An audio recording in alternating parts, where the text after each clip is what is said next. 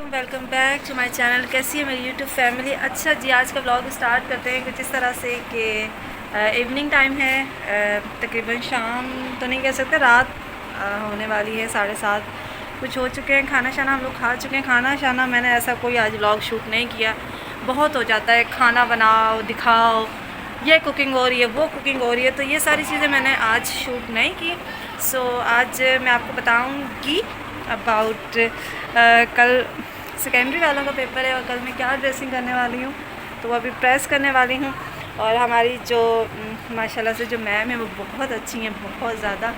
तो उन्होंने जो कहा था कि जब भी सेकेंडरी वालों के पेपर होंगे, ज़ाहिर सी बात है सारा साल बच्चों को पढ़ाया, अब एनुअल एग्ज़ाम्स हैं तो हमें ज़रा सीनियर टीचर्स हैं तो ज़रा हमें अच्छे से अपने आप को प्रेजेंटेशन हमने अपनी भी देनी है, हमने अपना भी 100% देना है। जिस तरह से बच्चों के लिए हमने इतने सारा साल मेहनत की है, इतना कोई नहीं तैयार श्यार हुए। तो मैं क्या वेयर करने वाली हूँ, मैंने ये कुर्ता ख़रीदा था bye ideas bye Gul Ahmed से, और ये देखिए आइडियाज़ बाय गुल अहमद से मैंने कुर्ता बाय किया था। अभी सर्दियों में सेल लगी हुई थी इनकी। इस तरह से ये लॉन का कुर्ता है और ये जब मैं कल पहनूंगी तो इसका एक फ़ोटोशूट करूँगी, वो भी मैं आपके साथ शेयर करूँगी। इसके साथ मैंने लिया था टायर्स, वो भी गुल अहमद का ही है, और ये दोनों चीज़ें मिला के मुझे 1600 का सूट पड़ा था, यानी कि 1000 रुपये की ये shirt, stitch Gul Ahmed shirt. ये काफ़ी लॉन्ग थी, जुब्बा टाइप की। मैंने इसको थोड़ा सा शॉर्ट करा, मतलब पहनने में अच्छी तो लग रही थी लेकिन बहुत आवर हो गई थी।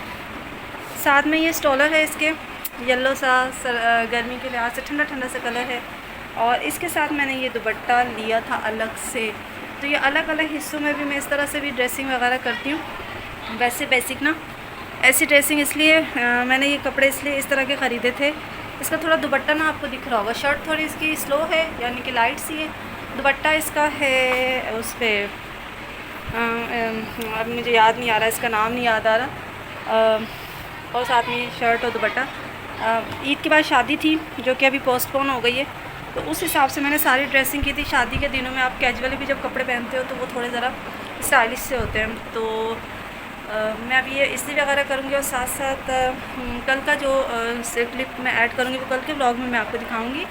बाकी चले अब मैं इस्त्री वगैरह करती हूँ। और साथ में आज मैं आपके साथ शेयर करने वाली हूँ एक ऐसी दास्तान के लिए, एक ऐसी स्टोरी के लिए जो सब लेडीज़ से रिलेट होती है। यानी कि आप कह सकते हैं कि बहुत सारी गलतियाँ, देखिए इस्त्री भी ऑन की हुई है मैंने, बहुत सारी गलतियाँ हम लेडीज़ लड़कियों से जो कम उम्र होती हैं हमसे हो जाती हैं, और वो गलतियाँ कल को आगे चल के बहुत ज़्यादा परेशानी का बायस बनती है।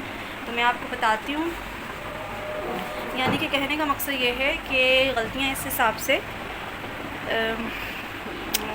मैं आगे का सारा जितना भी है ना क्लिप वो एज ए वॉइस ओवर करूँगी, क्योंकि साथ साथ अब मैं कपड़े प्रेस करूँगी तो वो सारा का सारा आपके साथ शेयर करूँगी। अबाउट ये मेरी एक फ्रेंड है जो कि स्कूल में मेरी उनसे दोस्ती हुई, और उससे दोस्ती हुई, उनकी लाइफ के बारे में पता चला।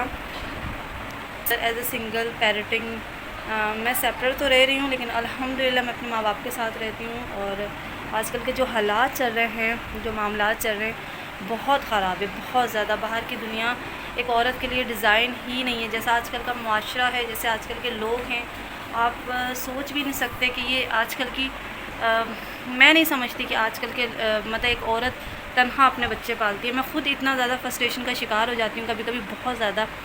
और सबसे बढ़ के मैं एक चीज़ और बताना चाहूँगी कि मैं 1-2 दिन से मैं बिल्कुल भी ब्लॉग शूट नहीं कर रही थी, क्योंकि मैं बहुत ज़्यादा एंजाइटी मुझे हो रहा था, बहुत डिप्रेशन में थी, बहुत ज़्यादा। और अभी रमज़ान आने वाला है, हमारा फ़र्स्ट रमज़ान होगा आफ्टर 15 ईयर्स, यानी 15 साल बाद मेरे हस्बैंड से अभी जैसे मेरी अलहदगी हुई है। तो रमज़ान, फिर ईद है, और मुझे प्रेशराइज़ भी किया जा रहा है कि मैं वापस चली जाऊँ। और हमारे बीच में कन्वर्सेशन हुई है मेरी और मेरे हस्बैंड के बीच में, लेकिन वो भी पायदार नहीं रही है। वो कहते हैं ना 2 तरफ़ा मज़ाकरात, वो भी उस तरह से नहीं हो पाए।